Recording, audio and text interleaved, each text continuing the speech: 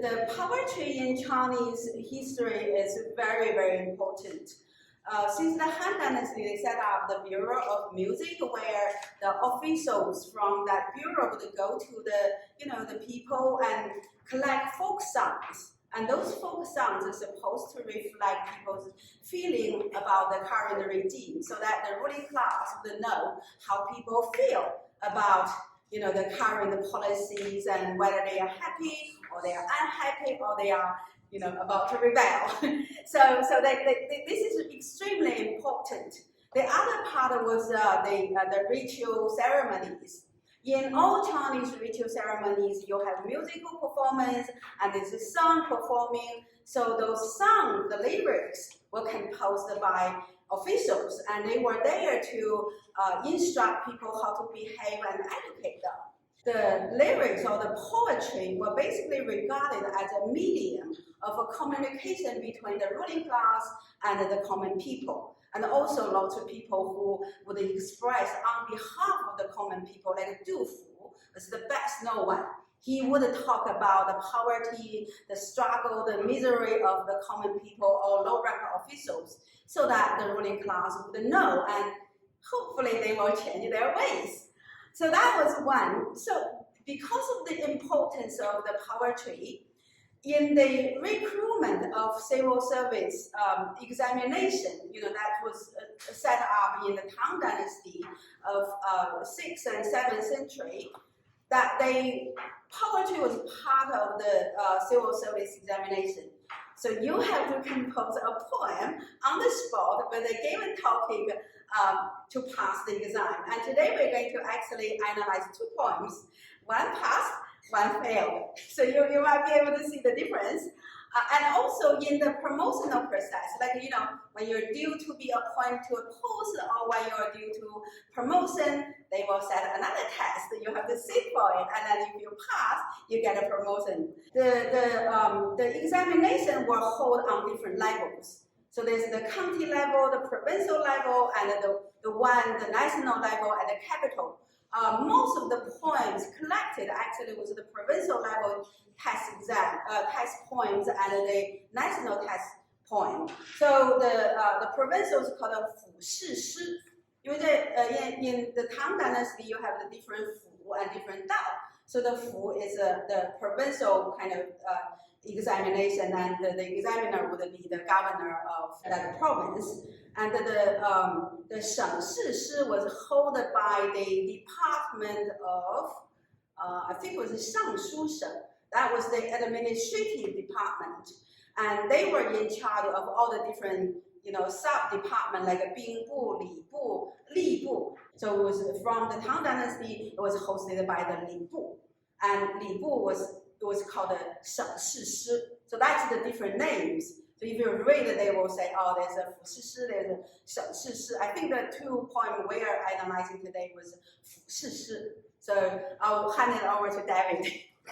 To our knowledge, these test poems have not yet been translated into English, and I just wanted to talk about the possible reasons for that, because they are quite complicated.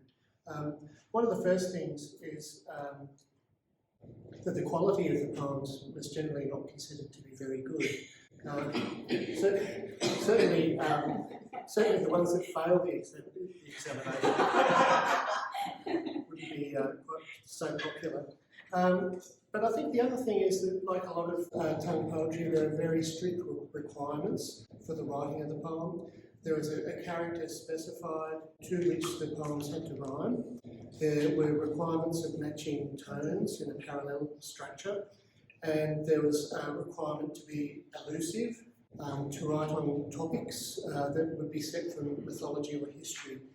And one of the consequences that Yin and I discovered when we were doing the translation is that often the poems used a highly compressed metonymy that would have been well understood by the context, the cultural context, but it's virtually impossible for someone like me to understand. So our process of translation involved a lot of discussion on the background, cultural context, on mythology in particular, and the Book of Rites and the Book of Songs, because quite often there was a lot of quotation going on in the poems.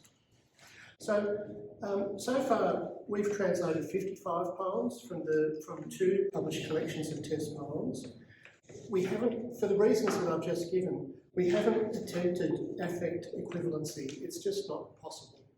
And the reasons for that are the strict rules of writing in 6 couplets, the last character of each couplet rhyming. Sometimes we achieve rhyme, but it's not always possible. And the tones of the characters and parts of speech in one line of the couplet must match the other. So we can achieve some of that parallelism with, say, for example, matching verbs or matching adjectives, but it's not possible to match adjectives, verbs and tones accurately, as you'll see. So having talked about the poems, I think we should just have a look at the poem of Jane Kettle. Yes, go on. So this is One Way is a poem that most of you will know of. And this was his poem, which is on the composition on the theme of a jade kettle and ice. Now this particular motif, it was a recurring theme in Tang Dynasty test poems. It first appeared in a poem by a Southern Dynasty poet in a couplet, which I'll just read out the translation: as straight as a silk string on a zither and as clear as ice in a jade kettle. A Tang Dynasty premier even compiled the code of jade kettle ice so that in subsequent years it became a fixed phrase referring to a person fit for being a scholar or holding office. So we're looking at the topic here that's been specified that had wide currency at that time. I'll read it. Would you like to read the poem out? Yes. 玉壶何用好，偏许数宾居。为共萧丹日，团同照起书。报名终不饮，寒静外宜虚。气势停霜急，光颜气月余。小名非确尽，萧映寄迎书。若向夫君比，清信尚不如。I think everybody can read it. And our translation: what is a jade kettle good for? It is especially good at holding unblemished ice. The ice will not melt in a scorching sun. It can even shine through the silk patterns in the carved window. Embracing clarity, the kettle does not conceal anything. Containing cleanliness, it seems empty from the outside. It has an air as cool as the frost accumulating in the courtyard. It is as bright as moonlight on the steps. At dawn, it is brighter than the flying magpie mirror. At night, it glows like fireflies gathered for reading. But if it is compared with you, my friend, it is still not as pure as your heart. So I think this poem belongs to the genre known as crawling, doesn't it? Because I think here One Way is complimenting the reader, who would be the examiner. And Yes. so he's very much trying to carry favour. So 2 aspects of this poem that we couldn't approximate. We had to foreignise. It's the flying magpie mirror. Now the flying magpie mirror is a magical mirror recorded in a book for His Majesty's pleasure. And according to this book, a couple broke a mirror into 2 halves so that each of them could keep a half of the mirror when they were apart. When the wife had an affair with another man, her half mirror turned into a magpie and flew to her husband to inform him. Later, people often carve the image of a magpie on the back of a mirror, which is called the flying magpie mirror. The phrase gathered fireflies, again, highly specific cultural reference. The gathered firefly, or say ying shui, is a phrase to show a scholar's determination to study. The phrase comes from Jin Shu, the history of the Jin Dynasty, which records the story of a scholar named Dong Yin, who was too poor to buy lamp oil to study during the evening, and instead gathered a bag of fireflies so that he could read his book. So, in the brief time we've had to give this paper, I think it was interesting to show you this project, which will eventually be compiled, hopefully, and published in book form, with the need for extensive notes, obviously, because the cultural specificity is quite unique. So Lulun, he's the candidate that failed, but he's writing on the same topic as One Way. Difficult act to follow, perhaps. Yes. 玉壶冰死节，循吏正出城。既有虚心剑，还如照感清。瑶池禅洞彻，金镜让成名。气若朝霞洞，行随夜月盈。邻人能不避，待物本无情。却对圆光里，言痴至此成。As ice in a jade kettle begins to crystallize, so, following the rules of etiquette in office, is the foundation of government. The jade kettle already has an empty mind as its mirror, and it also reflects as clearly as an exemplary person's pure heart. The jade pond is ashamed it lacks its piercingly clear water. A bronze mirror yields its place to the kettle's clear reflection. The air of the kettle is like glittering dawn frost. Its form takes after the full moon at night. When facing people, it doesn't cover up anything. Encountering all things, it has no untoward feelings. A mirror dares not compare itself to its radiant rondure, for beauty and ugliness alike take shape there. When we translated this poem, it was puzzling for us to try and discern the reasons as to why Lulun failed. I think one reason is that the poem, it's lacking in illusion, I think, and that might have been read as insufficient scholarship, perhaps. Yes. I think the other one is the reference to the Taoist, the eternal pond, the godmother of the West. And this is a late Tang Dynasty. So by then, lots of the Tang Dynasty emperor don't really like the Taoist influence, because after the Anshi Zhiluan, because Tang Xuanzong was the one promoting Taoism, and after that, the Taoism had a not so good a reputation. So when you allure to this Taoist, like the Yao Chi, the Jin Jing, and all this, it's kind of lose the flavor of the time, because he was like 30 years later than Wang Wei, and you have Wang Wei up there. It just doesn't really match up. We've got quite a few examples in the handout that you've all received, but what we might do is just return to that first poem that I mentioned, the Imperial test poem with a painting of 5 coloured clouds. The 5 coloured cloud was meant to be an especially auspicious cloud. When it appeared, it was regarded as a good omen and it signified peace and prosperity. So Yin, would you please like to read the poem? Oh yes. 射射继丞相，青云是国都。9天开密子，百辟战江魔。暴日依龙滚，飞烟尽玉壶。高标连汉漫，迥望皆虚无。烈树荣光发，疏华瑞色肤。横江配尧德，垂庆待河图。 Daubs of paint already are forming an image. The auspicious clouds manifest above the capital. The 9-layered heaven exhibits its uncommon blessing. 100 officials praise such excellent vision. 5 coloured clouds surround the sun like a dragon belt, similar to smoke from the Imperial censer, which rises up high to join the vast heavens. You can see in the distance how it extends into empty space, light seams bursting out of the silk. The 5 coloured clouds spread out as the silk unfolds. The emperor's virtue matches that of the ancient sage king. He bestows the empire with a treasure as precious as the Yellow River's trigram map.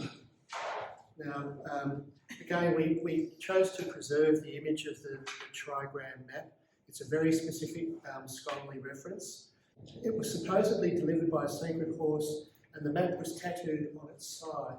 And the legendary Fu Xi copied the map and devised the trigram, which was later expanded to the 64 patterns of hexagrams in the Book of Change of I Ching by the founder of the Zhou Dynasty, King Wen.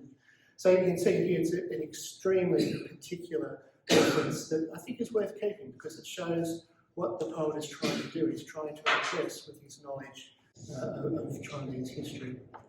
I think if I can add a comment, the mentioning of Yao De, the virtues of this ancient emperor, is also really important, because he was flattering the current emperor that he was appealed to.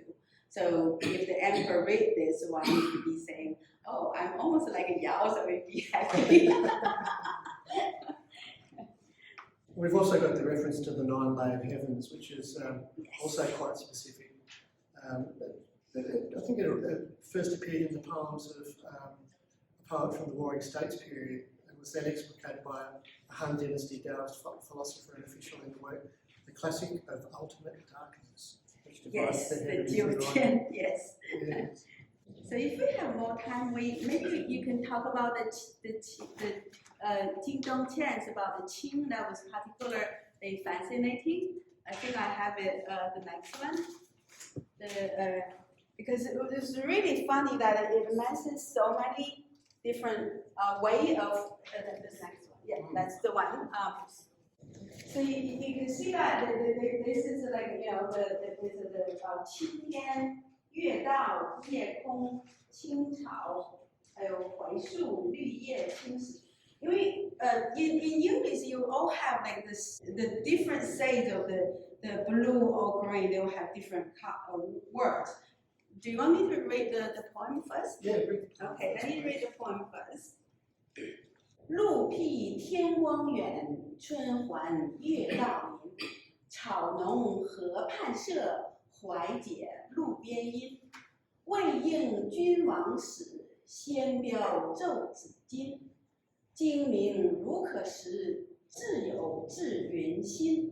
So you can see that all these the last one, the 识精明, we actually did a bit of interpretation there because 识精明 is actually picking up the classics. But that was also the way that you pass all these exams and then you can win high rank titles. And those titles actually have this sash of purple and blue. So this actually 识精明 actually refers to those sash that you will wear when you win those titles. And of course, the last one, 至云心. That was quite common in Chinese. You know, if you are really ambitious, you call yourself, you have 青云之志. So 青云 would be the blue cloud that's next to the sun. Of course, the sun is the emperor, and when you're close to the sun, means that you're a high-rank official. So we were thinking about, you know, in our collection publication, we'll just call it the 青云之志, you know, the ambition of blue clouds. I think this poem it's really interesting as an example of a test poem because it's what I would call epideictic. It's showing off. It's basically saying, I can say all these things about the character Qing. So let's read it out in English for you. The road splits the blue sky in the distance. Spring has returned and the blue night sky is black. Dense grass paints the edge of the river green. The lush scholar trees offer thick roadside shade. Before one can enter the Imperial annals on green bamboo strips, one should first wear the navy-coloured scholar gown. Studying the classics can help one obtain the blue or purple sash and to achieve one's ambition of reaching the blue cloud. So having reached the blue cloud, we might conclude our talk. Yes, yes. Thank you.